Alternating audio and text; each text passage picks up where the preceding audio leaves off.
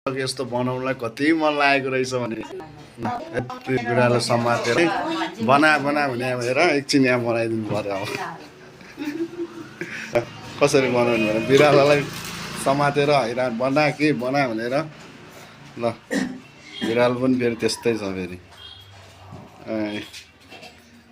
ल अब के भन्नु छ अब के भनेको यो भन्ने कुरै आउँदैन अब बच्चालाई अब मैले पालेको छु तर मैले पालेको छु यहाँ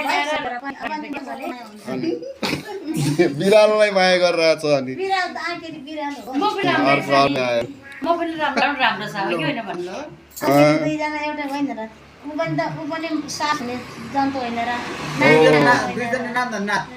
माया भने यस्तै हो जन्तुहरूलाई पनि होइन तर